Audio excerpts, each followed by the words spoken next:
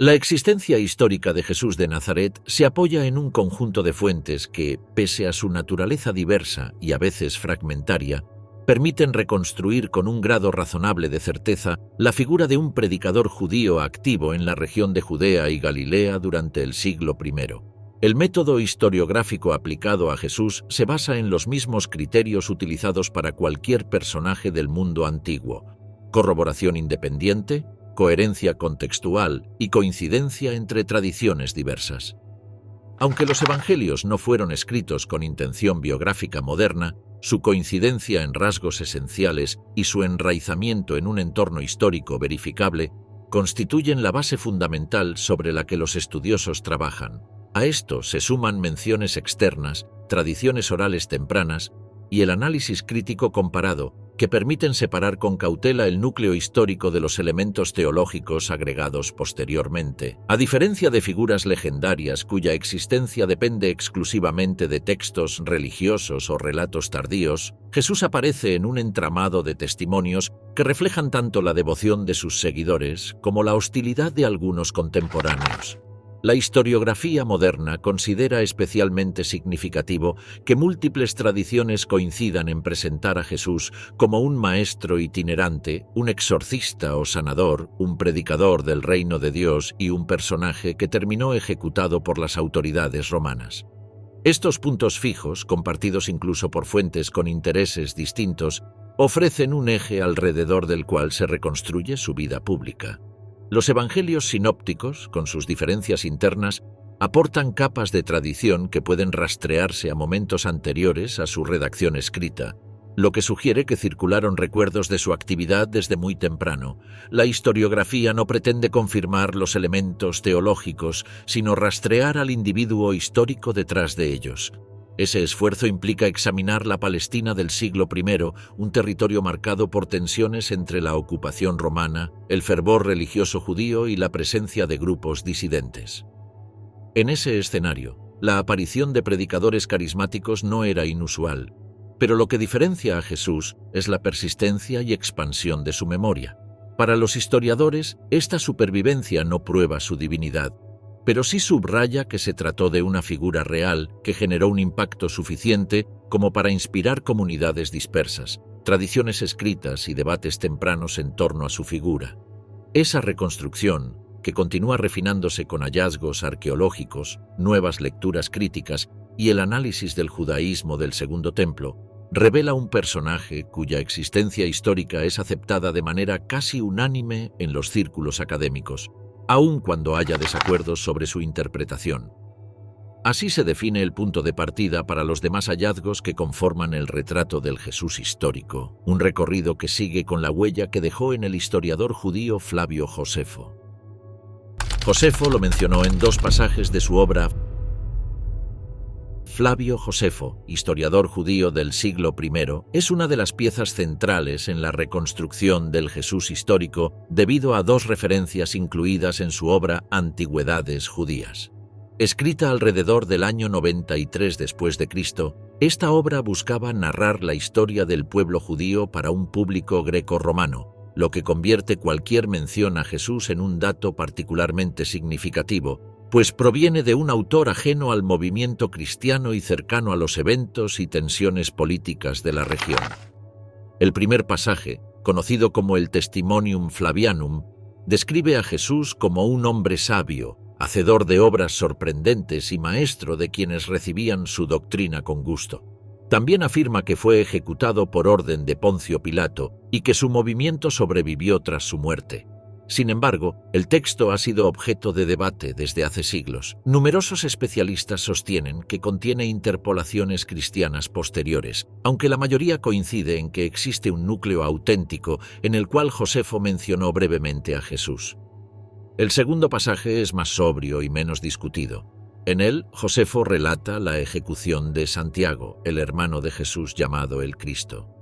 Esta frase es de enorme valor histórico, pues sugiere que Josefo conocía a la figura de Jesús lo suficiente como para emplear su nombre como referencia identitaria para un personaje contemporáneo.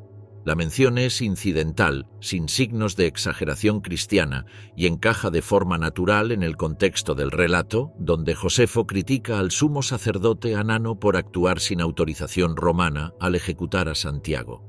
Es este testimonio breve, directo y verosímil el que ofrece una de las confirmaciones extrabíblicas más sólidas de que existió un Jesús real reconocido por sus seguidores como el Cristo. Tácito confirmó de forma independiente la crucifixión de Jesús. Publio Cornelio Tácito, uno de los historiadores romanos más rigurosos, dejó un testimonio crucial sobre Jesús en su obra Anales, escrita hacia el año 116 después de Cristo. En un pasaje dedicado al incendio de Roma durante el gobierno de Nerón, relata cómo el emperador, buscando culpables, acusó a los cristianos.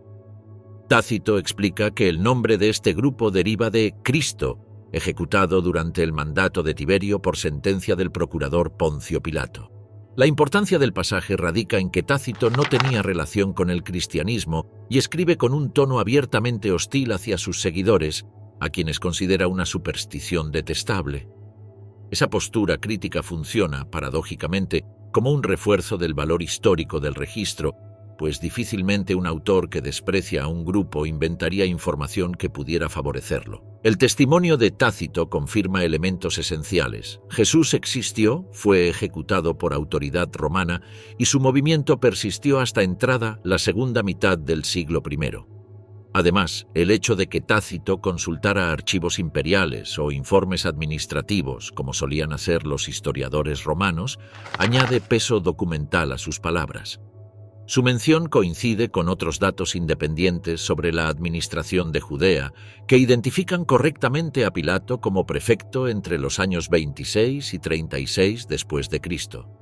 En conjunto, el pasaje se convierte en una de las referencias extrabíblicas más firmes sobre la muerte de Jesús y su impacto posterior. La hostilidad de Tácito hacia los cristianos aporta también un matiz sociológico. Al describir cómo Nerón los utilizó como chivos expiatorios, revela que ya existían comunidades cristianas organizadas en Roma a mediados del siglo I, lo que implica que la memoria de Jesús se había extendido rápidamente fuera de Palestina. La dureza con la que Tácito juzga a ese grupo muestra que ya representaban una presencia suficientemente visible como para ser mencionados en un relato histórico. El bautismo de Jesús por Juan el Bautista. El bautismo de Jesús por Juan el Bautista es uno de los eventos que más consenso genera entre los historiadores debido a un criterio metodológico conocido como criterio de la vergüenza. Según este principio, las tradiciones que pudieron resultar embarazosas para los primeros seguidores, como que Jesús recibiera un rito de purificación de alguien considerado superior o con mayor autoridad profética, suelen tener mayores probabilidades de basarse en hechos reales. Los 4 evangelios conservan la escena, aunque cada uno la matiza de forma distinta para proteger la autoridad de Jesús. Marcos la presenta de forma directa. Mateo intenta justificarla con un diálogo, Lucas la menciona de manera más veloz, y Juan evita describir el acto explícito, pero reconoce la relación entre ambos personajes. Juan el Bautista era un predicador carismático, activo en los márgenes del Jordán, que llamaba al arrepentimiento y anunciaba un juicio inminente. Sus seguidores formaban un movimiento ascético y disciplinado, lo que indica que Jesús, antes de iniciar su propia predicación, estuvo vinculado a un ámbito religioso ya existente dentro del judaísmo del Segundo Templo. Este vínculo ayuda a comprender mejor el contexto espiritual en el que se formó Jesús y explica por qué algunos elementos de su mensaje inicial coinciden con los de Juan, especialmente la urgencia ante la llegada del reino de Dios. El bautismo se convierte también en un punto de inflexión narrativo. Para los textos cristianos, representa el inicio del ministerio público de Jesús. Desde la perspectiva histórica, indica que Jesús inició su actividad dentro de un movimiento más amplio, pero pronto desarrolló un mensaje propio que lo diferenciaría de su maestro. El eco de este episodio se extendió incluso después de la muerte de ambos. Siglos más tarde, aún existían grupos seguidores de Juan que lo consideraban superior a Jesús, lo que refuerza la autenticidad del episodio. La crucifixión. La crucifixión de Jesús es el evento mejor atestiguado de toda su biografía, confirmado tanto por fuentes cristianas como por testimonios judíos y romanos. La crucifixión era un método de ejecución reservado para esclavos, rebeldes y enemigos del orden imperial, lo que sugiere que las autoridades romanas consideraron a Jesús como una figura potencialmente peligrosa en un territorio donde la tensión política y religiosa era constante. Los evangelios coinciden en que la ejecución tuvo lugar bajo Poncio Pilato, prefecto de Judea, cuya reputación histórica lo describe como un gobernador severo, inflexible y poco dispuesto a tolerar disturbios. Desde el punto de vista histórico, la crucifixión de Jesús encaja con las prácticas romanas documentadas en la región. Se llevaban a cabo ejecuciones públicas para servir de advertencia, y en tiempos festivos como la Pascua judía, cuando Jerusalén se llenaba de peregrinos, la presencia militar aumentaba para prevenir cualquier levantamiento. Las acusaciones contra Jesús mencionan tensiones relacionadas con el templo, proclamaciones sobre el reino de Dios y la percepción de que sus seguidores podían interpretarlo como un líder mesiánico. Aunque las fuentes cristianas presentan el proceso como irregular y motivado por presiones del liderazgo judío local, la decisión final pertenecía a la administración romana, que actuaba con rapidez ante cualquier señal de desorden. La brutalidad del método deja pocas dudas sobre su desenlace. La víctima, clavada o atada al madero, moría después de horas o incluso días por asfixia, shock o fallo cardíaco. El detalle de que Jesús muriera relativamente rápido concuerda con algunos relatos arqueológicos y con el estado físico debilitado tras flagelación previa.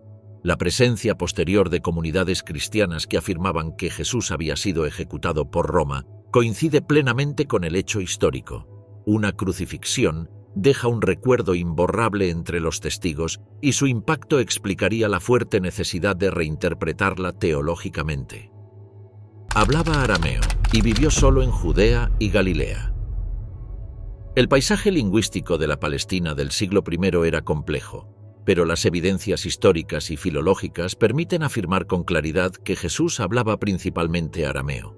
Se trataba de la lengua cotidiana de la región, heredada del período persa y utilizada por las poblaciones judías en su vida diaria, en los mercados, en la enseñanza informal y en los intercambios familiares. El hebreo se conservaba como lengua litúrgica y textual, empleada en la lectura de las escrituras, mientras que el griego era común en espacios administrativos, comerciales y urbanos, especialmente en ciudades helenizadas como Séforis y Tiberíades. En ese contexto, es muy probable que Jesús comprendiera algunas expresiones griegas, pero que su idioma natural, el que empleaba para predicar, transmitir parábolas y dialogar con campesinos y pescadores, fuera el arameo galileo. Las expresiones arameas que aparecen en los evangelios, preservadas incluso tras la traducción griega de los textos, son testimonio directo de este entorno lingüístico. Frases como Talitakum, Epfatá o el clamor de la crucifixión Eloi, Eloi, lema sabactaní muestran cómo ciertas palabras fueron consideradas tan auténticas o imborrables que los redactores optaron por conservarlas en el idioma original, lo que sugiere que provenían de tradiciones orales tempranas. Estos ecos lingüísticos ubican a Jesús en un marco geográfico concreto, las aldeas rurales de Galilea y los caminos que unían esa región con Judea. En términos geográficos, la investigación histórica descarta que Jesús viajara fuera de Palestina o mantuviera contacto directo con comunidades lejanas. Los evangelios sitúan la totalidad de su actividad en un arco relativamente pequeño: Nazaret, Cafarnaúm, el lago de Galilea, Caná, Jerusalén y algunos pueblos cercanos al Jordán. Esa movilidad limitada concuerda con el perfil de un predicador itinerante formado en un ambiente rural. Galilea, pese a su reputación de región marginal, era un territorio densamente poblado, con una economía agrícola activa y una notable diversidad cultural debido a rutas comerciales que atravesaban el área. El hecho de que Jesús viviera exclusivamente dentro de Judea y Galilea le da coherencia histórica a su mensaje. Su visión del reino de Dios, sus parábolas agrícolas y sus referencias a la vida cotidiana reflejan las realidades socioeconómicas de esas regiones. Incluso las tensiones políticas descritas en los textos, como la inestabilidad de Judea, la presencia romana y la autoridad del templo, encajan perfectamente con el mapa histórico del siglo I. Posiblemente su aspecto físico era muy diferente al que se impuso culturalmente.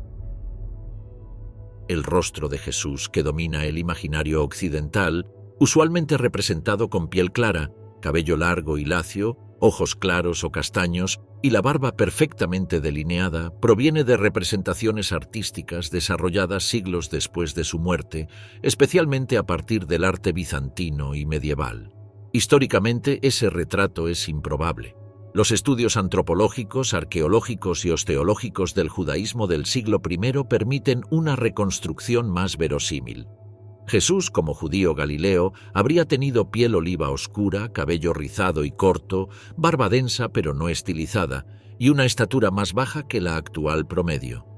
Las investigaciones sobre restos humanos de la región indican una altura media cercana a los 1,60 metros y una complexión delgada, producto de una dieta sencilla y un estilo de vida físicamente exigente. La vida rural galilea implicaba largas caminatas, exposición constante al clima y trabajo físico frecuente, lo que sugiere que Jesús tendría un cuerpo curtido por el sol y la actividad diaria. El Evangelio de Marcos señala que era carpintero o artesano, y Mateo afirma que era hijo del carpintero, lo que implica conocimiento del oficio.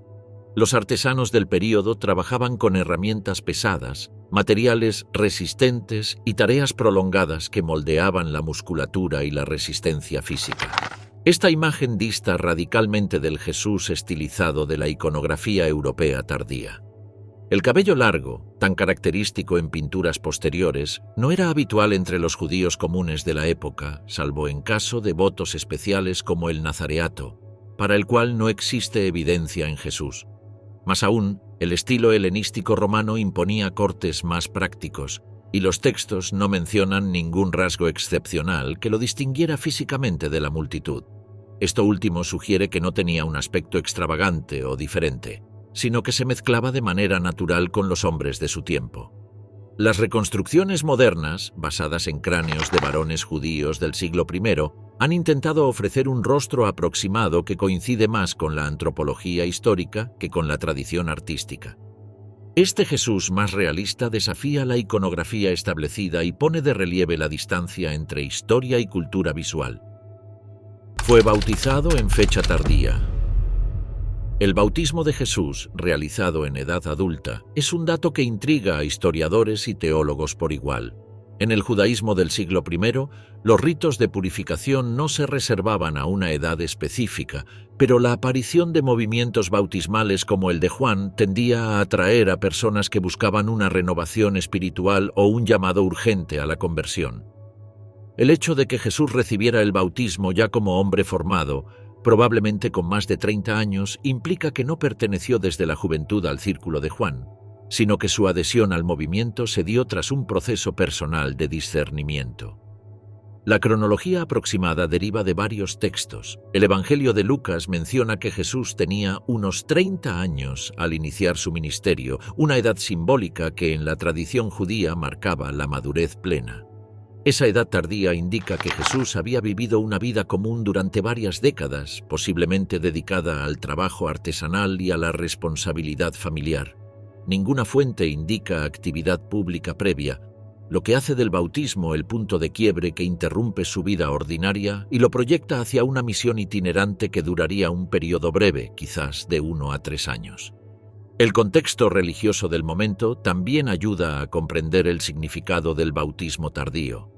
Juan anunciaba un juicio inminente y un llamado radical a la purificación moral. Su mensaje tenía resonancias apocalípticas que movilizaban a multitudes, y Jesús, al unirse a ese movimiento, muestra que compartía, al menos parcialmente, esa visión urgente. Sin embargo, el hecho de que no existan relatos de juventud sobre Jesús dentro del movimiento de Juan sugiere una transición tardía desde la vida privada hacia una misión pública. Este dato resulta relevante porque influye en la percepción histórica del desarrollo de su pensamiento. Un Jesús que ingresa tardíamente al escenario religioso implica que sus años previos fueron formativos, silenciosos y en gran medida desconocidos. Esa ausencia de información previa refuerza el carácter abrupto de su aparición pública y el impacto rápido que generó en sus seguidores. Basó sus enseñanzas en la ética del perdón. El núcleo moral del mensaje de Jesús se distingue por su énfasis en el perdón, una enseñanza que sobresale dentro del judaísmo del Segundo Templo por su radicalidad y por la manera en que invierte la lógica de la reciprocidad social. La Palestina del siglo I, marcada por tensiones políticas, pobreza rural y resentimiento hacia la ocupación romana, era un terreno donde la violencia y la venganza formaban parte del tejido cotidiano. En ese contexto, Jesús proclamó un mensaje centrado en la misericordia, la compasión y la ruptura del ciclo del resentimiento. Sus parábolas, como la del hijo pródigo, la oveja perdida o el siervo despiadado, despliegan la idea de un Dios dispuesto a perdonar sin límites y de una comunidad llamada a imitar ese gesto divino. El Sermón de la Montaña profundiza esta ética.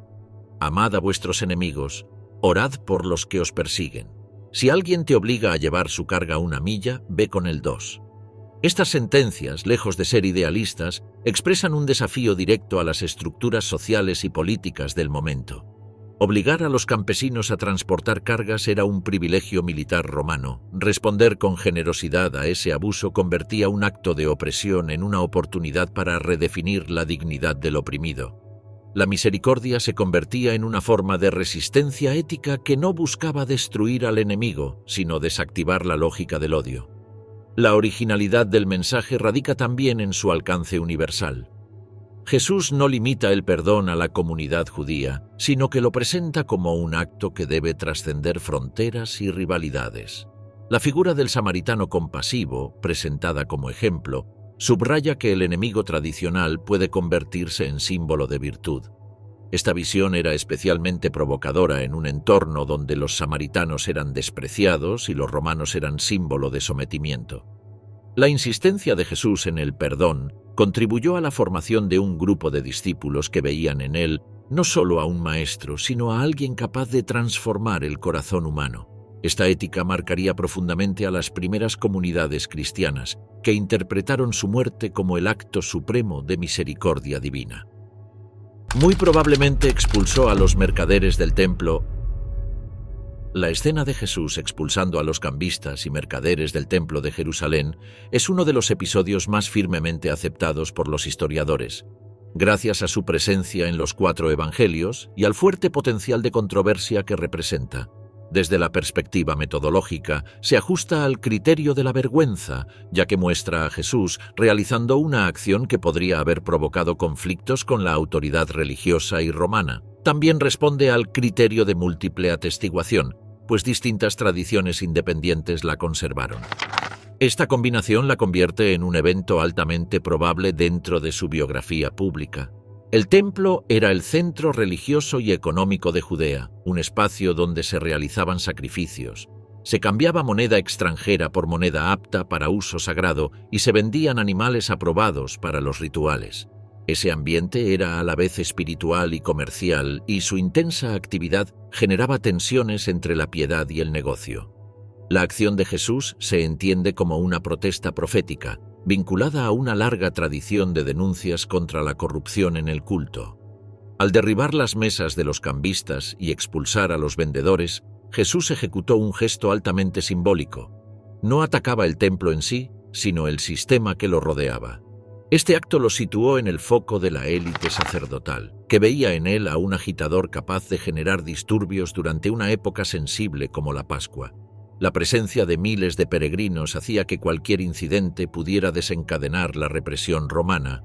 Por ello, la acción de Jesús probablemente fue uno de los factores que aceleraron su arresto. Históricamente, resulta lógico que un gesto público que cuestionaba la legitimidad económica del templo fuera interpretado como una provocación política. El episodio muestra a un Jesús profundamente arraigado en la tradición profética judía, cuyos gestos simbólicos buscaban recordar a su pueblo el sentido original del culto. Pero también revela una dimensión más compleja. Actuaba públicamente contra estructuras poderosas sin poseer respaldo político o militar, lo que lo hacía especialmente vulnerable. Profeta, sanador, filósofo o Mesías. La identidad pública de Jesús fue interpretada de múltiples formas durante su vida, y esa diversidad se refleja en los textos posteriores. Para algunos contemporáneos, Jesús era un profeta similar a Elías o Jeremías, un portavoz de Dios que anunciaba un mensaje urgente. Esta percepción encaja con su estilo de predicación itinerante, su lenguaje simbólico y sus referencias apocalípticas. Para otros, era un sanador o exorcista, cuyas acciones se interpretan dentro de la tradición judía que vinculaba la autoridad espiritual con la capacidad de restaurar la salud o expulsar fuerzas impuras. Estas prácticas no eran raras en la Palestina del siglo I, pero la rapidez con la que se propagaron historias sobre sus curaciones contribuyó a su creciente fama. Una tercera visión lo presenta como un filósofo popular, un maestro de sabiduría cuya enseñanza moral marcaba un contraste respecto de las escuelas helenísticas contemporáneas. Sus parábolas, con imágenes agrícolas y domésticas, funcionaban como herramientas pedagógicas accesibles para campesinos y artesanos. Finalmente, para un sector de la población, Jesús encarnaba la esperanza mesiánica, el líder prometido que restauraría Israel. Sin embargo, esta expectativa variaba ampliamente. Algunos esperaban un rey político, otros un liberador espiritual, otros un sacerdote renovador. La riqueza de interpretaciones revela que Jesús se movía en un campo religioso cargado de tensiones, donde la palabra Mesías no tenía un significado único. Su negativa a ajustarse a un rol fijo generaba incertidumbre entre sus seguidores y frustración en quienes esperaban un líder revolucionario. A esto se suma el hecho de que Jesús evitaba definiciones directas sobre sí mismo, prefiriendo expresiones ambiguas o simbólicas. Posiblemente fue un errante carismático que intentó reformar el judaísmo. La figura histórica de Jesús encaja con el modelo del predicador errante, un tipo de maestro religioso habitual en la Palestina del siglo I. En un territorio marcado por tensiones políticas, fervor apocalíptico y expectativas mesiánicas, surgían líderes que recorrían aldeas anunciando renovaciones espirituales. Jesús parece haber pertenecido a esa corriente, caracterizada por desplazamientos constantes, predicación al aire libre y reuniones improvisadas en casas, colinas o junto a caminos rurales. Su actividad no estaba asociada a una institución formal ni a un grupo sacerdotal, lo que le permitía moverse libremente a través de Galilea y Judea, reuniendo seguidores en torno a un mensaje moral y espiritual de tono radical. Lo que diferencia a Jesús de otros predicadores itinerantes es la profundidad reformista de su discurso. Su intención no era romper con el judaísmo, sino renovarlo desde adentro. Sus enseñanzas se alinean con la tradición profética, especialmente en la insistencia sobre la pureza interior, la justicia social y la autenticidad frente a la ley. Críticas a ciertas prácticas rituales como el exceso de normativas o la hipocresía religiosa buscaban devolver al pueblo el sentido original de la Torá. Este impulso reformador se observa también en su interpretación del sábado, su defensa de los marginados y su rechazo a estructuras que consideraba opresivas, como determinados mecanismos del templo o la concentración del poder sacerdotal. El carácter carismático de Jesús fue un elemento fundamental de su impacto. Los relatos muestran multitudes que lo seguían no por pertenecer a un sistema organizado, sino por la fuerza personal de su palabra y la confianza que generaba. Ese carisma permitía que pescadores, campesinos, mujeres y enfermos lo reconocieran como alguien con autoridad espiritual sin tener un cargo formal. En un contexto donde los maestros de la ley dependían de sus vínculos institucionales, Jesús parecía actuar desde una legitimidad interior y profética. Este estilo errante, profundamente conectado con la vida cotidiana, reforzaba su mensaje de cercanía y accesibilidad. Una reforma moral y espiritual no desde el templo, sino desde los caminos del pueblo, desde los hogares y los campos. Este rasgo, tan presente en la reconstrucción histórica, alimenta las preguntas sobre la naturaleza de los relatos milagrosos que se asociaron a él. ¿Los milagros de Jesús fueron mitos? El estudio histórico de los milagros de Jesús es uno de los campos más complejos de la investigación moderna, porque implica distinguir entre el hecho histórico verificable y la interpretación religiosa posterior. Los evangelios presentan a Jesús como sanador, exorcista y hacedor de prodigios que desafían las leyes naturales. Desde la perspectiva académica, el consenso no pasa por confirmar eventos sobrenaturales, sino por comprender qué puede reconstruirse con base en criterios históricos. Lo primero que destaca es la cantidad y consistencia de las tradiciones. Múltiples fuentes independientes, como Marcos, las tradiciones lucanas o el material joánico, coinciden en retratar a Jesús como una figura asociada a actos de poder. En la Palestina del siglo I existían numerosos sanadores populares, y la creencia en exorcismos y prodigios era parte de la sensibilidad religiosa de la época. La historia no puede determinar la naturaleza sobrenatural de estos actos, pero sí puede reconocer que Jesús tenía la reputación de realizar acciones consideradas extraordinarias. Este aspecto está tan firmemente arraigado en las tradiciones tempranas que incluso sus enemigos admitían su capacidad de hacer obras poderosas, aunque las atribuían a fuerzas indebidas. Esa hostilidad indirectamente refuerza la idea de que la fama de Jesús como sanador era ampliamente conocida. La cuestión central es determinar si los relatos fueron amplificados con el tiempo. Es probable que la tradición oral haya moldeado algunos episodios para destacar su autoridad espiritual, como ocurría en biografías de líderes religiosos antiguos. La enseñanza moral de Jesús está profundamente vinculada a estas acciones. Los milagros funcionan como signos simbólicos de compasión, restauración y poder divino. Su objetivo narrativo no es mostrar espectáculos, sino confirmar el mensaje del reino de Dios. Para la historiografía, lo más relevante es que Jesús fue percibido por sus contemporáneos como alguien que actuaba en un ámbito donde lo espiritual y lo físico se entrelazaban. La forma en que los primeros seguidores interpretaron estas experiencias marcaría el nacimiento de su imagen mesiánica.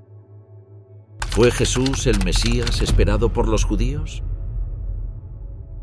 La pregunta sobre si Jesús fue realmente el Mesías esperado por el pueblo judío exige adentrarse en el complejo entramado teológico, político y cultural del judaísmo del siglo I. A diferencia de las concepciones posteriores, más homogéneas debido al desarrollo del cristianismo, las expectativas mesiánicas de la época eran diversas y, en ocasiones, contradictorias. Algunos grupos, especialmente aquellos influenciados por la tradición davídica, esperaban la llegada de un rey guerrero que restaurara la soberanía de Israel, expulsara a los romanos y reconstruyera el reino bajo la gloria de David. Otros sectores privilegiaban una figura sacerdotal que purificara el templo y reformara la liturgia. Había también corrientes apocalípticas que imaginaban a un Mesías celestial, encargado de inaugurar el juicio final y transformar el orden cósmico. Ninguna de estas visiones dominaba por completo, lo que creaba un ambiente religioso fértil para la aparición de diversos líderes y predicadores. En este contexto, Jesús emergió como una figura singular. Sus enseñanzas sobre el reino de Dios tenían resonancias mesiánicas, pero no respondían de manera directa a las expectativas populares. Predicaba un reino que no se imponía por la fuerza, sino que comenzaba en el interior de las personas. Su anunciada buena nueva hablaba de transformación moral, misericordia, justicia y conversión. Para algunos contemporáneos, estas enseñanzas resultaron decepcionantes. Un Mesías que no tomaba las armas, no reorganizaba el poder político y no convocaba a la rebelión parecía poco compatible con los modelos tradicionales. Sin embargo, para otros, su autoridad moral y espiritual, su capacidad para sanar y su forma de reinterpretar las Escrituras ofrecían señales de que podía ser el elegido. El episodio de la entrada en Jerusalén sobre un burro constituye uno de los momentos en los que Jesús parece conscientemente apropiarse del lenguaje simbólico del mesianismo.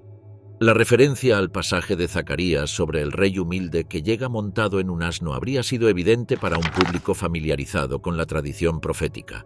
Pero incluso este gesto puede interpretarse de dos maneras: como el cumplimiento de una expectativa mesiánica que anunciaba la salvación, o como el rechazo deliberado a la violencia y al poder militar que algunos esperaban del Mesías. Este tipo de ambigüedad caracteriza buena parte del ministerio de Jesús, que raramente se definió de forma explícita utilizando el título de Mesías. El juicio de Jesús ante las autoridades refleja también esta tensión. Según los relatos evangélicos, los líderes religiosos interrogaron a Jesús sobre su identidad mesiánica. Una afirmación directa podría haber sido interpretada como sedición ante los romanos, mientras que una negación explícita habría contradicho la percepción de muchos seguidores. La respuesta ambigua, "tú lo dices", refleja el modo en que Jesús se relacionaba con las expectativas del pueblo. Aceptaba ciertos elementos de la figura mesiánica, pero reinterpretados desde la humildad, el servicio y la fidelidad al reino de Dios. El mayor obstáculo para que los judíos reconocieran a Jesús como el Mesías fue la crucifixión. En la mentalidad religiosa del siglo I, un Mesías muerto por crucifixión no solo era improbable, era incompatible con casi cualquier expectativa. La crucifixión era un símbolo de derrota total, reservado para esclavos, criminales y enemigos del orden imperial. La idea de un Mesías que muere de manera humillante estaba ausente del pensamiento judío de la época. Por eso, la ejecución de Jesús llevó a que muchos descartaran su figura como posible Mesías, mientras que sus seguidores comenzaron a reinterpretar las Escrituras para explicar que el Mesías debía sufrir, un concepto sin precedentes claros en la tradición previa.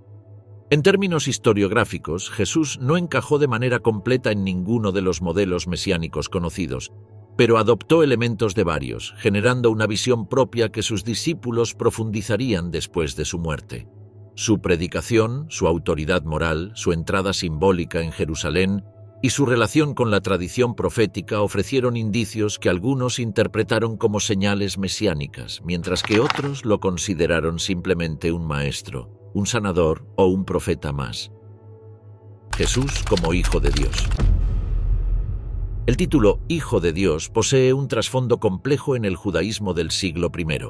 A diferencia de interpretaciones posteriores asociadas a la divinidad plena de Jesús, la expresión tenía entonces matices simbólicos y teológicos que podían aplicarse a reyes, profetas o al pueblo de Israel en su conjunto. En los textos bíblicos, el rey davídico era llamado Hijo por su relación especial con Dios, y algunos profetas hablaban de Israel como hijo amado del Señor. Por eso, cuando los primeros seguidores de Jesús utilizaron esta expresión, lo hicieron en un contexto que no implicaba necesariamente una afirmación metafísica, sino una declaración de autoridad espiritual y misión divina. Históricamente, es probable que Jesús mismo empleara esta expresión de manera indirecta, especialmente en relación con su íntima conexión con Dios, a quien llamaba Abba, un término arameo cercano y familiar. Esta forma de dirigirse a Dios era inusual, aunque no imposible, dentro de la religiosidad judía. Su uso transmitía la idea de una relación privilegiada que sus discípulos interpretaron como señal de una cercanía sin precedentes con la voluntad divina. Con el tiempo, la comunidad cristiana elaboró una comprensión más profunda del término, vinculándolo a su resurrección y exaltándolo como figura divina. El proceso por el cual Jesús pasó de ser reconocido como maestro y profeta a ser proclamado Hijo de Dios fue gradual. Las tradiciones más antiguas, como algunos himnos preservados en cartas paulinas, reflejan una cristología naciente que buscaba explicar su autoridad y su impacto incluso después de la crucifixión. En ellas Jesús es descrito como exaltado por Dios tras su muerte, lo que refuerza la idea de filiación divina. En los Evangelios, especialmente en Juan, este desarrollo teológico alcanza mayor claridad, presentando a Jesús como el Logos encarnado. Para la historiografía, lo relevante es distinguir entre la comprensión original del término, vinculada a un lenguaje simbólico y religioso común en el judaísmo, y su evolución posterior dentro de la comunidad cristiana. Esta evolución refleja cómo la figura histórica de Jesús dio origen a interpretaciones teológicas profundas que trascendieron su vida pública. El significado de la expresión Hijo del Hombre es una de las expresiones más enigmáticas y debatidas en los estudios sobre Jesús. Aparece frecuentemente en los Evangelios como un autorreferente utilizado por él mismo, pero su significado exacto depende de su trasfondo literario y teológico. En el Antiguo Testamento, el término puede designar simplemente a un ser humano, como ocurre en el libro de Ezequiel, donde Dios se dirige al profeta llamándolo así repetidamente. Sin embargo, en el libro de Daniel adquiere un sentido más elevado. Una figura celestial que recibe poder y autoridad de Dios para instaurar un reino eterno. Los estudiosos coinciden en que Jesús usó esta expresión con un propósito deliberado. Al emplearla, evitaba títulos cargados políticamente como Mesías o Rey de los Judíos, que podían activar sospechas romanas o malinterpretaciones nacionalistas. Hijo del Hombre, en cambio, era una designación ambigua. Podía ser comprendida como ser humano común o como una figura exaltada. Esa ambigüedad le permitía transmitir su mensaje sin revelar abiertamente su rol. Muchos de los dichos asociados al Hijo del Hombre describen sufrimiento, rechazo y posterior vindicación, un patrón que encaja con la trayectoria de Jesús hacia la crucifixión. Desde la perspectiva histórica, es difícil determinar cuáles dichos sobre el Hijo del Hombre provienen directamente de Jesús y cuáles fueron desarrollados por la comunidad posterior. No obstante, su uso repetido en distintas fuentes sugiere que tuvo un lugar central en su predicación. En algunas ocasiones parece referirse a sí mismo en tercera persona, dando un matiz profético a su mensaje. En otras, adopta un tono escatológico que refleja el clima apocalíptico del judaísmo del Segundo Templo, donde se esperaba un juicio inminente. La investigación moderna considera que esta expresión revela tanto la identidad velada de Jesús como su visión del destino final del ser humano. Su empleo constante indica que se trataba de un concepto clave para comprender su misión, combinando humildad con expectativa de vindicación. ¿Crucificado por blasfemo o por revolucionario? El motivo real por el cual Jesús fue ejecutado ha sido objeto de debate desde la antigüedad. Los evangelios presentan dos líneas de acusación aparentemente distintas. Una religiosa, proveniente de ciertos líderes judíos que lo consideraban blasfemo, y otra política, formulada ante Poncio Pilato para justificar su condena bajo el derecho romano. Comprender cómo estas dos esferas se entrelazan exige analizar el contexto sociopolítico de Judea durante el siglo I, un territorio donde la religión y la política formaban un tejido inseparable. La región era un foco constante de tensiones. Los impuestos romanos, la presencia militar, la corrupción de algunas autoridades, el descontento campesino y las expectativas mesiánicas hacían que cualquier figura carismática se volviera sospechosa.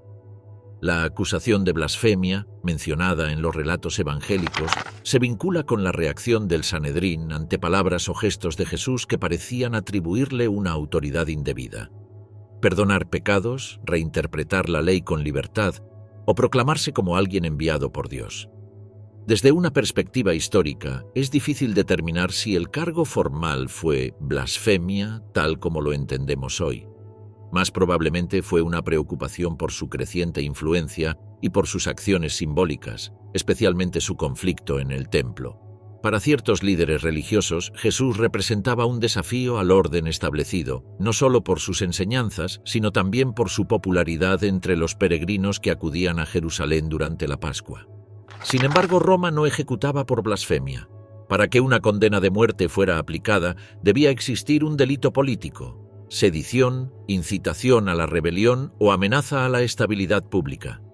La inscripción colocada sobre la cruz, que decía INRI, que significaba Jesús de Nazaret, Rey de los Judíos, proporciona una pista crucial. Este título, escrito en varias lenguas, sintetiza la percepción romana. Jesús fue ejecutado como posible agitador mesiánico.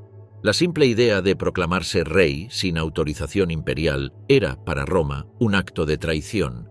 En una sociedad donde los movimientos mesiánicos podían suscitar disturbios, cualquier líder carismático que captara multitudes implicaba un riesgo. El episodio de la expulsión de los mercaderes del templo refuerza esta interpretación política.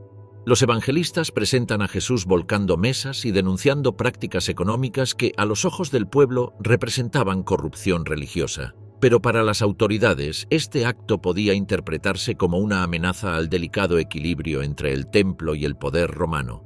Un disturbio dentro del recinto sagrado podía escalar rápidamente en una ciudad abarrotada por peregrinos. La acción de Jesús, incluso si fue breve y simbólica, bastó para que se lo viera como una figura peligrosa. La dinámica entre el liderazgo religioso y Pilato también desempeña un papel importante. Pilato era conocido por su brutalidad y por su disposición a ejecutar rápidamente a quienes consideraba problemáticos. Su historial de choques con la población judía está documentado en fuentes externas, como Filón y Josefo. Desde esta perspectiva, no es difícil imaginar que el gobernador prefiriera eliminar preventivamente a un predicador que podía convertirse en foco de tensión, especialmente durante una festividad tan sensible como la Pascua.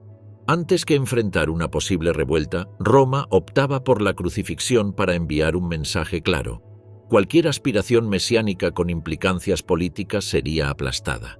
El cargo religioso y el político convergen entonces en un punto. Jesús fue percibido como una amenaza. Para ciertos líderes judíos, una amenaza a la pureza doctrinal y al funcionamiento del templo. Para Roma, una amenaza al orden público y a la estabilidad imperial. La crucifixión, castigo humillante y ejemplar, muestra que las autoridades quisieron dejar claro que ninguna figura capaz de atraer multitudes y desafiar estructuras simbólicas quedaría impune. ¿Fue Jesús un continuador de Juan el Bautista? La relación entre Jesús y Juan el Bautista es uno de los aspectos más relevantes para reconstruir el origen de su movimiento. Los evangelios coinciden en que Jesús inició su vida pública después de haber sido bautizado por Juan, un detalle que sugiere una vinculación directa con el movimiento bautista. Juan, predicador austero del desierto, anunciaba la inminencia del juicio de Dios y llamaba a una conversión radical. Su mensaje, cargado de un fuerte tono apocalíptico, atraía a multitudes de campesinos y peregrinos que buscaban purificación espiritual. La presencia de Jesús entre esos seguidores muestra que inicialmente reconoció la autoridad religiosa de Juan. El hecho de que Jesús se sometiera al bautismo implica, históricamente, cierta subordinación inicial, ya que este rito simbolizaba arrepentimiento y renovación. Si bien Jesús posteriormente desarrolló un mensaje distintivo, hay indicios claros de continuidad con Juan. El anuncio del reino de Dios, la urgencia moral, el llamado a la conversión y la crítica a la hipocresía religiosa. Sin embargo, Jesús diverge del tono severo de Juan, priorizando la misericordia, el perdón y la cercanía con los marginados. Mientras Juan vivía en austeridad extrema, Jesús se movía en entornos sociales diversos, participaba en comidas comunitarias y adoptaba un estilo más accesible. Tras la ejecución de Juan por Herodes Antipas, algunos de sus seguidores pudieron haber visto en Jesús al heredero natural del movimiento. Los evangelios mencionan que algunos discípulos de Juan se acercaron a Jesús y fuentes externas sugieren que algunos grupos bautistas continuaron existiendo durante décadas, lo que indica que hubo una transición parcial entre ambos círculos de seguidores. Es posible que el movimiento de Juan haya proporcionado la estructura inicial, aunque informal, para el surgimiento del movimiento de Jesús. La relación entre ambos no fue de ruptura abrupta, sino de continuidad transformadora. Jesús tomó elementos del mensaje de Juan y los adaptó a una visión centrada en la misericordia, el perdón y la inclusión social. Esta evolución encaja con la dinámica interna de los movimientos proféticos judíos del siglo I, donde discípulos podían reinterpretar y expandir la misión de sus maestros. ¿La idea de la resurrección de Jesús provino del movimiento de Juan? La hipótesis de que la creencia en la resurrección de Jesús pudiera tener raíces en el movimiento de Juan el Bautista surge del análisis de continuidades entre ambos grupos. El movimiento bautista mantenía una fuerte expectativa apocalíptica. Creía que Dios intervendría pronto en la historia para juzgar al mundo y establecer su reino.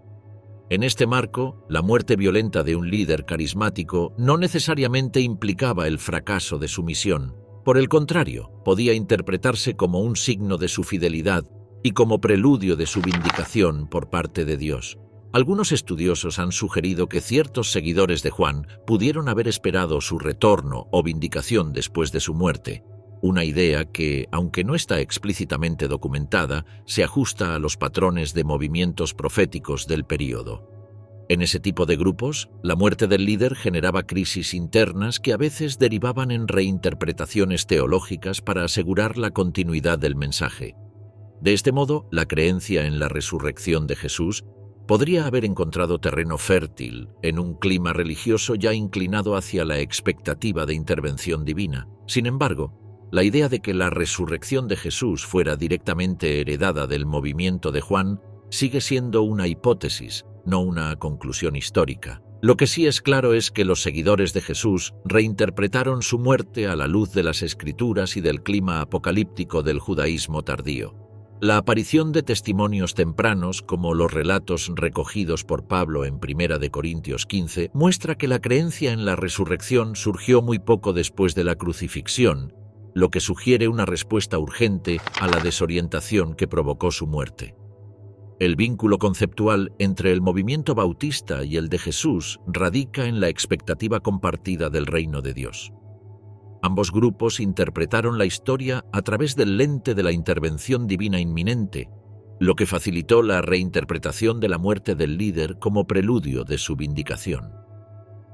¿Fue Juan el Bautista más popular que Jesús? Desde una perspectiva histórica, es posible que Juan el Bautista haya gozado de mayor popularidad durante su vida que el propio Jesús. Los evangelios describen a Juan como una figura poderosa que atraía multitudes al desierto y su fama llegó hasta las autoridades políticas, al punto de que Herodes Antipas lo consideró lo suficientemente peligroso como para ejecutarlo. Jesús mismo reconoció su importancia al afirmar que entre los nacidos de mujer no se ha levantado nadie mayor que Juan. Esta declaración sugiere una profunda admiración y un reconocimiento implícito de la influencia de Juan. Las prácticas ascéticas de Juan, su mensaje de arrepentimiento y su carácter profético lo situaban dentro de una tradición que el pueblo entendía bien. Los judíos del siglo I estaban familiarizados con figuras carismáticas que denunciaban la corrupción y llamaban a la conversión, por lo que no resultaba extraño que grandes grupos acudieran a escucharlo. La austeridad de su vida y su ubicación en el desierto añadían un aura de autenticidad a su misión. Jesús, en cambio, se presentaba como un maestro más cercano a la vida diaria, que participaba en comidas y se relacionaba con marginados, lo que generaba interpretaciones diversas de su figura. Las fuentes indican que el movimiento de Juan sobrevivió durante décadas después de su muerte. En el libro de los Hechos aparecen discípulos de Juan incluso fuera de Palestina, lo que demuestra que su influencia excedió su vida y su territorio. Algunos grupos bautistas persistieron como comunidades independientes, lo que sugiere que su estructura se había consolidado mucho antes de la aparición del cristianismo como un movimiento separado. La mayor popularidad inicial de Juan no disminuye la importancia histórica de Jesús, pero sí permite comprender por qué algunos lo consideraban heredero de la misión bautista. La presencia de seguidores que comparaban continuamente a ambos demuestra que Juan representó un punto de referencia fundamental para interpretar la misión de Jesús. Solo Mateo y Lucas reseñaron el nacimiento de Jesús. Uno de los aspectos más llamativos del estudio histórico de Jesús es que solo 2 de los 4 evangelios, Mateo y Lucas, relatan su nacimiento. Marcos, generalmente considerado el más antiguo, inicia su narración con el bautismo en el Jordán, mientras que Juan, más tardío, comienza con una reflexión teológica sobre el Logos eterno sin describir ningún hecho de infancia. Esta ausencia en las dos fuentes opuestas en la cronología revela algo significativo. Los relatos de la infancia no formaban parte del núcleo original de la tradición cristiana primitiva. En otras palabras, las primeras comunidades se centraban en la vida pública, la muerte y la resurrección de Jesús y no en los detalles de su nacimiento. Cuando Mateo y Lucas introducen esas historias, lo hacen con objetivos distintos. Mateo construye un relato impregnado de referencias al Antiguo Testamento, diseñado para mostrar que Jesús es el cumplimiento de las profecías. Su narración incluye la estrella, los magos y la matanza de los inocentes, elementos cargados de simbolismo mesiánico. Lucas, por su parte, adopta un tono más universalista. Presenta un censo romano, un viaje a Belén y el anuncio a los pastores, creando un ambiente donde lo divino irrumpe en lo humilde y marginal.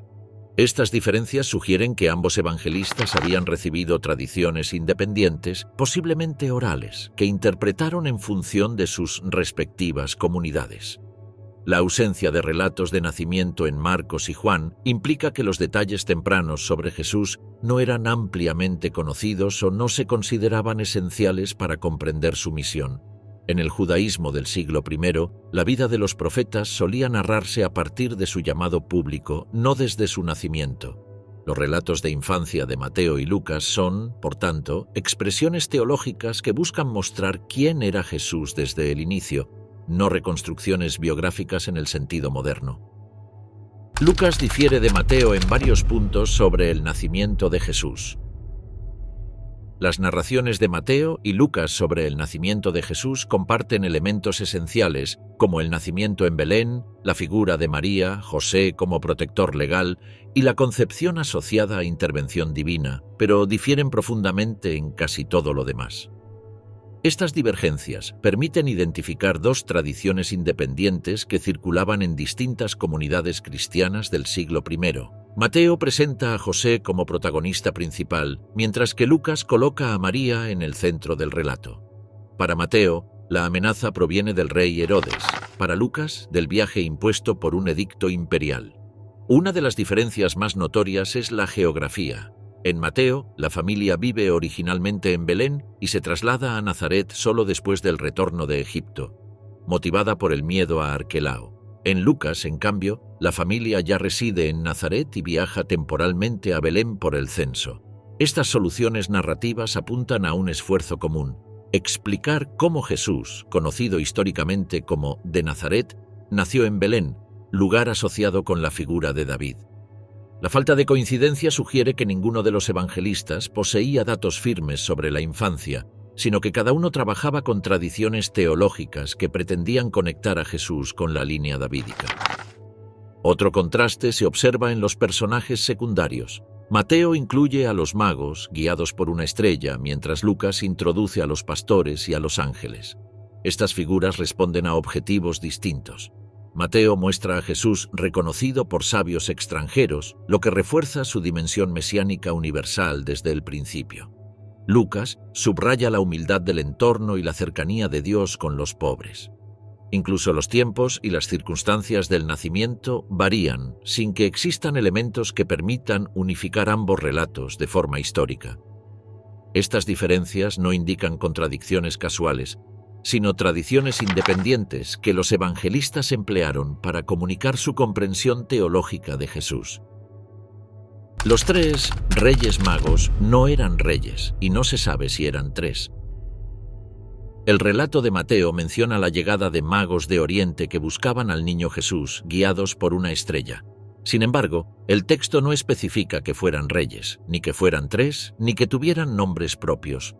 El término griego magoi aludía originalmente a sabios, astrólogos o sacerdotes vinculados a tradiciones persas o babilónicas. En el contexto del siglo I, la palabra podía referirse a expertos en signos celestes, un rol que encaja con la función simbólica del relato, mostrar que Jesús es reconocido incluso por sabios extranjeros. El título de Reyes apareció siglos más tarde, inspirado quizá en pasajes del Antiguo Testamento que mencionan reyes que llevan regalos al Mesías, pero no corresponde al texto original. Tampoco se menciona el número exacto de visitantes. La tradición posterior asumió que eran tres debido a la mención de tres regalos: oro, incienso y mirra. Sin embargo, el texto no limita la cantidad. Podrían haber sido 2, 4 o más. Los nombres tradicionales, conocidos como Melchor, Gaspar y Baltasar, surgen incluso más tarde, probablemente entre los siglos VIII y IX, como parte de la expansión simbólica del relato. Estos nombres reflejan la intención de representar la diversidad del mundo conocido, un europeo, un asiático y un africano, reforzando la universalidad del mensaje cristiano. Desde la perspectiva histórica, la visita de sabios orientales encaja en la tradición literaria judía, donde personajes extranjeros reconocen la grandeza de un elegido. Lo que importa no es la reconstrucción literal del evento, sino su función narrativa. El reconocimiento del niño por parte de sabios no judíos subraya su rol trascendente. La historia popular transformó este simbolismo en un relato concreto con reyes, coronas y camellos, pero estas imágenes no aparecen en las fuentes primitivas. La genealogía de Jesús lo emparenta con Adán, Abraham y David. Las genealogías de Jesús en los evangelios cumplen una función teológica y social antes que biográfica. Mateo y Lucas presentan linajes que vinculan a Jesús con las figuras centrales de la historia de Israel: Adán, Abraham y David. Sin embargo, estos linajes difieren notablemente entre sí, lo que indica que no buscan reconstruir un árbol genealógico literal, sino situar a Jesús dentro de la identidad colectiva del pueblo judío. En Mateo, la genealogía inicia con Abraham, el patriarca de la promesa, y se estructura en 3 bloques de 14 generaciones, una forma clara de simbolismo numérico que refuerza la idea de que Jesús es heredero de la promesa abrahámica. Lucas, por su parte, traza el linaje hacia atrás hasta Adán, presentando a Jesús como parte de toda la humanidad, no solo del pueblo judío. Ambas genealogías coinciden en un punto crucial: la descendencia de David. En el judaísmo del siglo I, el Mesías debía ser hijo de David, por lo que esta conexión es esencial para mostrar a Jesús como candidato legítimo para las expectativas mesiánicas. Las diferencias entre ambas listas, en las que se encuentran nombres distintos, orden distinto, incluso padres distintos para José, señalan que los evangelistas utilizaban tradiciones simbólicas, no registros familiares. En un contexto donde la memoria genealógica tenía un fuerte componente teológico, era común presentar listas que reflejaran una identidad espiritual más que un linaje estrictamente histórico. El problema adicional radica en que, según los propios evangelios, Jesús no era hijo biológico de José, debido a la concepción virginal. Esto creó un desafío que los autores resolvieron mediante el concepto de filiación legal. José, al aceptar a Jesús como hijo, lo integraba a la línea davídica. En el mundo judío, la adopción legal tenía efectos reales sobre la pertenencia familiar, por lo que la genealogía mantenía su validez simbólica. Lucas, al llevar el linaje hasta Adán, enfatiza que Jesús participa de la historia completa de la humanidad. Este gesto literario conecta la figura de Jesús con el relato de la creación, subrayando su papel universal. Mateo, más centrado en Israel, lo enmarca en la historia del pacto divino. No predicó entre los pueblos gentiles. La reconstrucción historiográfica del ministerio de Jesús muestra con claridad que su predicación estuvo enfocada casi exclusivamente en el pueblo judío. Los evangelios sinópticos lo sitúan recorriendo aldeas agrícolas de Galilea, enseñando en sinagogas locales y participando en debates sobre la ley y la tradición profética. En este entorno, Jesús adopta un lenguaje profundamente arraigado en el imaginario judío. El reino de Dios, la importancia del sábado, la pureza interior, la interpretación correcta de la Torá.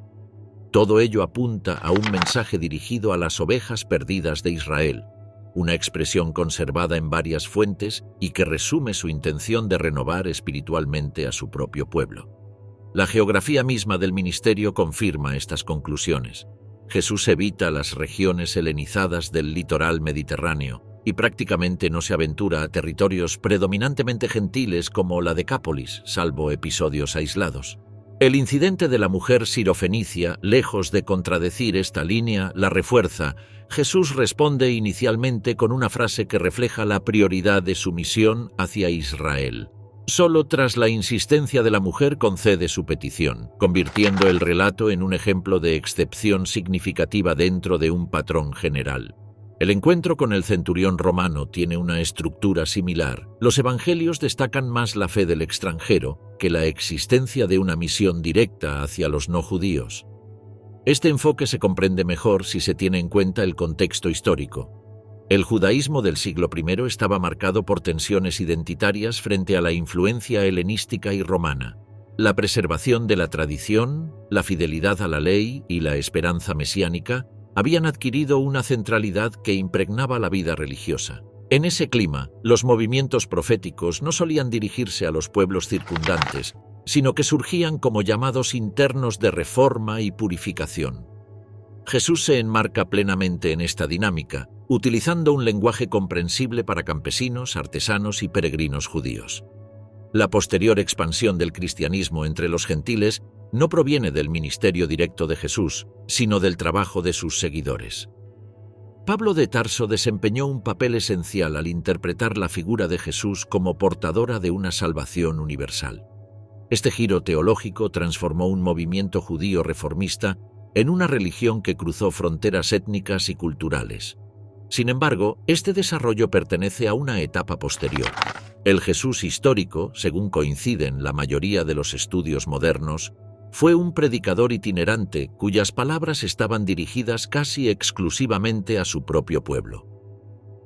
¿Por qué los 12 apóstoles fueron solo hombres? La elección de 12 discípulos varones por parte de Jesús refleja un simbolismo profundamente vinculado a la identidad judía. El número 12 representaba a las 12 tribus de Israel, un recuerdo de la estructura ancestral sobre la que se había formado la nación. Un maestro que buscaba reformar espiritualmente al pueblo podía recurrir a esa cifra para simbolizar un nuevo comienzo, una restauración del Israel auténtico. En un marco tan simbólico, los representantes de las tribus debían ser, según la mentalidad del siglo I, varones. No se trataba de una regla dictada explícitamente por Jesús, sino de un reflejo del mundo patriarcal en el que vivía, donde las funciones de liderazgo público, enseñanza formal y autoridad legal estaban asociadas casi exclusivamente al rol masculino. Sin embargo, la composición masculina del grupo no implica que las mujeres estuvieran ausentes del movimiento. Al contrario, los evangelios registran de forma consistente la presencia de mujeres en el círculo expandido de discípulos. Varias de ellas, entre ellas María Magdalena, Juana y Susana, sostenían económicamente al grupo itinerante. Las mujeres aparecen escuchando sus enseñanzas, dialogando con él y en los relatos de la muerte y la resurrección, permanecen cuando muchos hombres habían huido. Desde un punto de vista histórico, este comportamiento desafía ciertas costumbres estrictas del judaísmo de la época, donde la participación femenina en debates religiosos era limitada. La selección de 12 hombres también responde al carácter representativo del grupo. Los 12 funcionaban como emisarios y testigos autorizados, una especie de núcleo fundacional dentro del movimiento.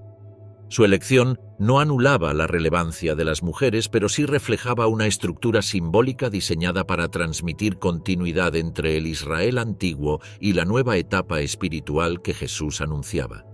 De hecho, las fuentes sugieren que Jesús rompió más barreras sociales que las que mantuvo. Dialogó públicamente con mujeres, elogió su fe y las incluyó en las escenas más significativas de su vida. En una cultura donde esta interacción podía considerarse inapropiada, su conducta mostró una apertura inusual. Aún así, el simbolismo de las 12 tribus tuvo primacía en la formación del grupo oficial. El carácter itinerante del movimiento y su estilo de predicación resaltan la importancia de estos discípulos como representantes de un Israel renovado. ¿Inauguró Jesús los almuerzos-conferencias? Las comidas, en la Palestina del siglo I, eran mucho más que un acto cotidiano. Eran espacios sociales, rituales y teológicos cargados de significados. Jesús convirtió la mesa en uno de los escenarios principales de su ministerio.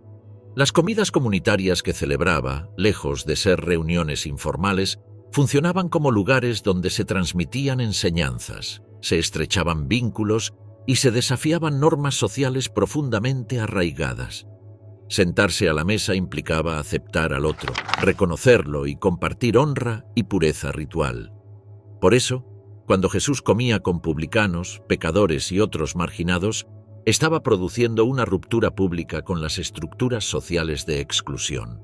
Los evangelios describen numerosas escenas en las que la mesa se transforma en aula. Jesús enseña durante un banquete en casa de un fariseo, responde a críticas sobre la pureza, explica parábolas mientras comparte el pan o utiliza el contexto del banquete para ilustrar la inclusión del reino de Dios. No se trataba de conferencias en el sentido moderno, pero sí de encuentros donde la comida y la enseñanza se fundían en un acto único. La mesa se convertía así en un símbolo del mensaje central de Jesús, un espacio donde los límites de pureza y estatus social se desactivaban en favor de la fraternidad. La última cena es el ejemplo más emblemático de este uso simbólico de la mesa. Históricamente refleja la importancia que Jesús otorgaba a las comidas como evento comunitario y, en cierto sentido, como acto de fundación. No es casual que las primeras comunidades cristianas heredaran esta práctica y celebraran ágapes, comidas que integraban la fraternidad con la reflexión espiritual. Estas reuniones preservaban la memoria de Jesús no solo mediante palabras, sino mediante la experiencia compartida del alimento. La dinámica de estas comidas explica en parte la cohesión del movimiento inicial, un grupo itinerante que encontraba en la mesa un espacio de igualdad y comunión.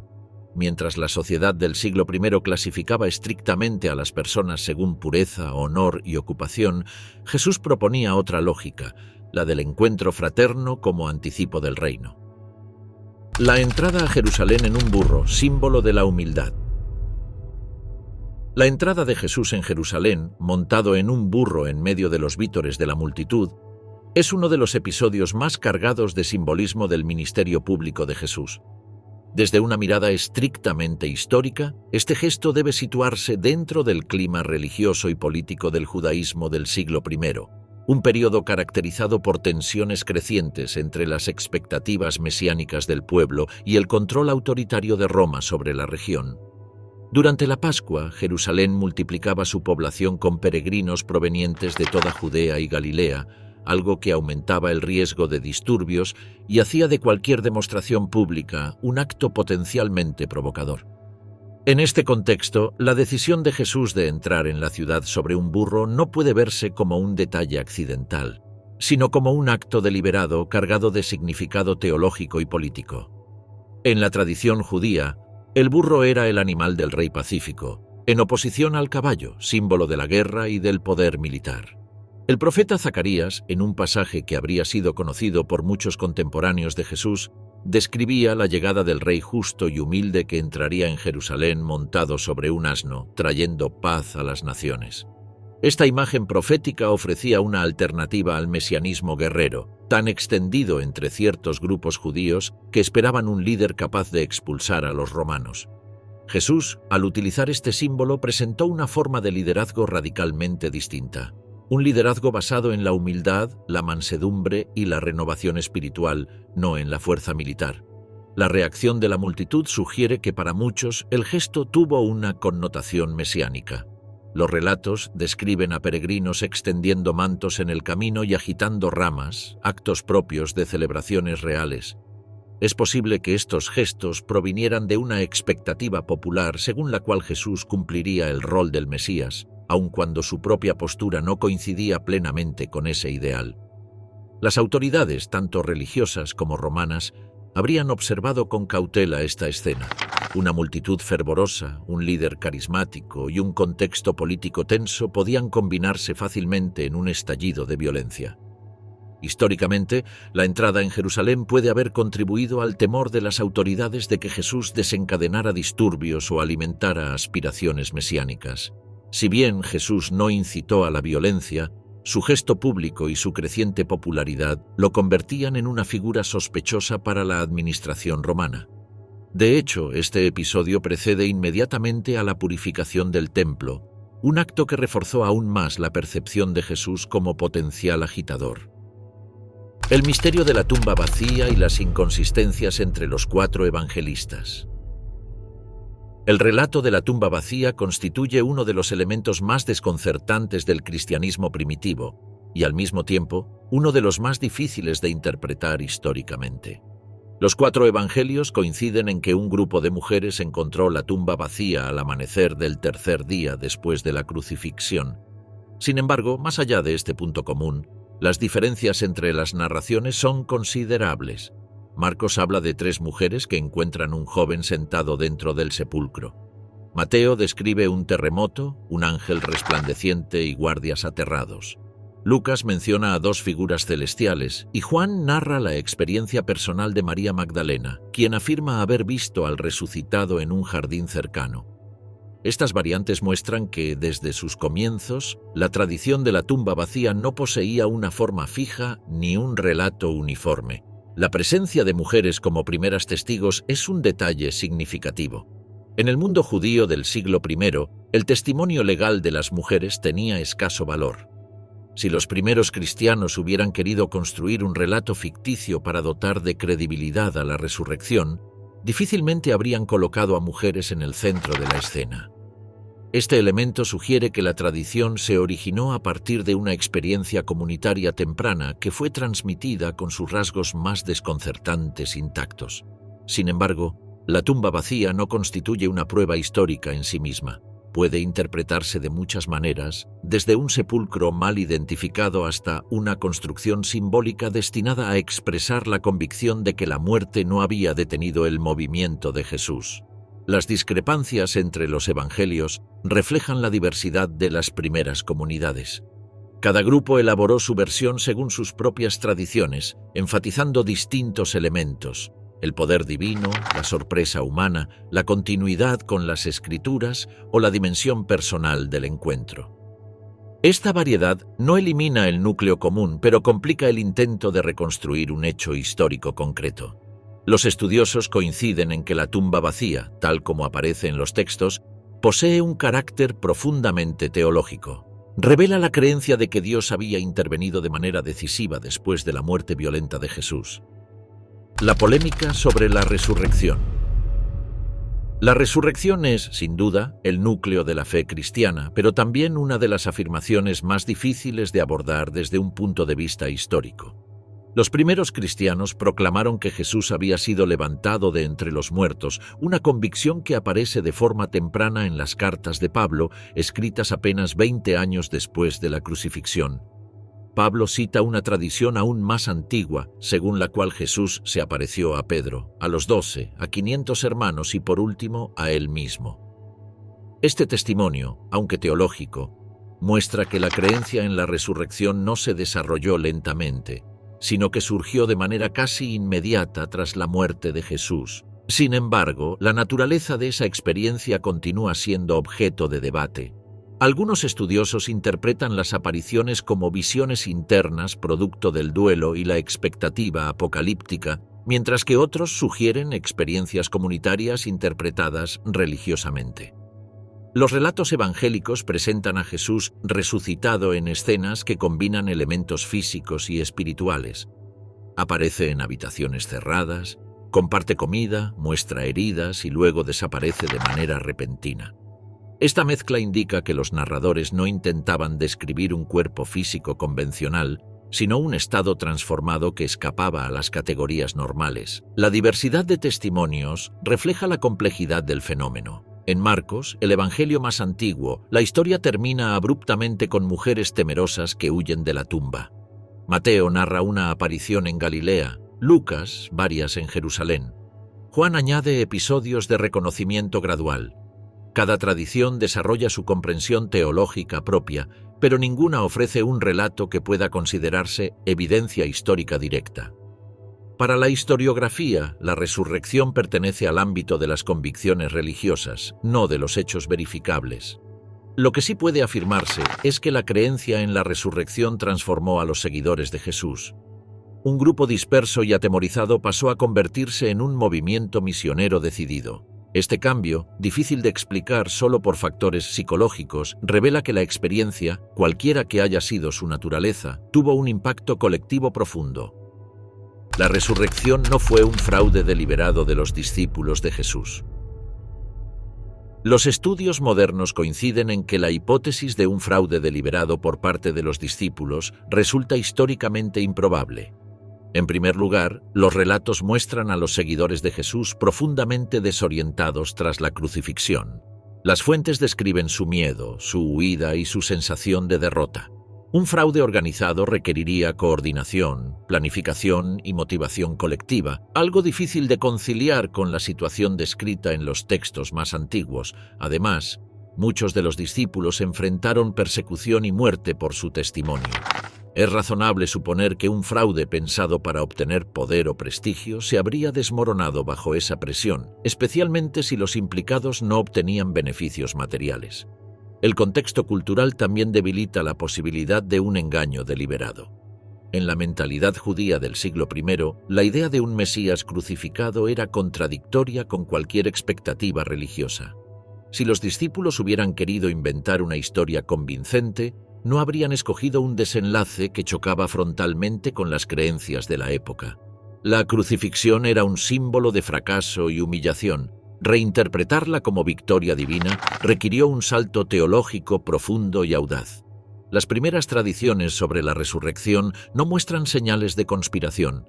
Están dispersas, fragmentadas y presentan diferencias significativas, lo que sugiere que surgieron en comunidades distintas a partir de experiencias diversas. No hay huellas de manipulación coordinada ni de un relato único impuesto desde un liderazgo centralizado. El testimonio femenino, tan incómodo en términos culturales, es otro indicio de autenticidad. Ningún fraude bien construido habría elegido como testigos principales a personas cuyo testimonio era socialmente cuestionado. Desde la perspectiva histórica, la explicación más coherente es que los seguidores de Jesús interpretaron una serie de experiencias visuales, emocionales, espirituales o comunitarias como encuentros reales con el Jesús resucitado. Estas vivencias, independientemente de su naturaleza objetiva, dieron origen a la convicción que impulsó el nacimiento del cristianismo.